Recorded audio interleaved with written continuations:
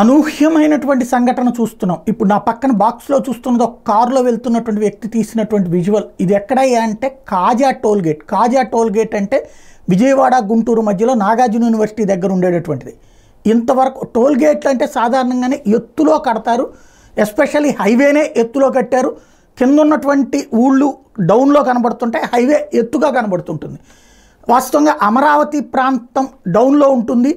అమరావతితో పోల్చుకుంటే ఇది ఎక్కువ. అసలు అమరావతే ఈ స్థాయిలో కట్టాలి అన్నటువంటిదే గతంలో ఆలోచించుకుంది, ఎందుకంటే అక్కడ నీళ్లు నిలబడతాయి అన్నటువంటి ఉద్దేశం. అట్లాంటిది ఇప్పుడు ఎత్తుగా ఉన్నటువంటి హైవే, ఇప్పుడు మనం చూస్తున్నటువంటి దృశ్యం ఆ కాజా టోల్గేట్ దగ్గర ఉన్నటువంటి ఆ వెనకాల బిల్డింగ్లో అండర్ కన్స్ట్రక్షన్లో ఉన్నట్టు అపార్ట్మెంట్లు అవన్నీ చూస్తున్నాం. అట్లాగే రోడ్డు మీద ట్రాఫిక్ నిలబడిపోయినటువంటి పరిస్థితి చూస్తున్నాం. ఫస్ట్ టైం కాజా టోల్గేట్ దగ్గర ఇంత స్థాయిలో, మామూలుగా చిన్న స్థాయి నీళ్లు నిలబట్టడం, ఆ తర్వాత వెళ్ళిపోవడం. అక్కడ అండర్ గ్రౌండ్ డ్రైనేజీలు ఉంటుంది. టోల్గేట్ అంటే హైవే అంటే డ్రైనేజీలోకి వాటర్ వెళ్ళిపోయేటటువంటి మెకానిజం ఉంటుంది. అది కూడా అందనంతటి దారుణమైనటువంటి పరిస్థితి.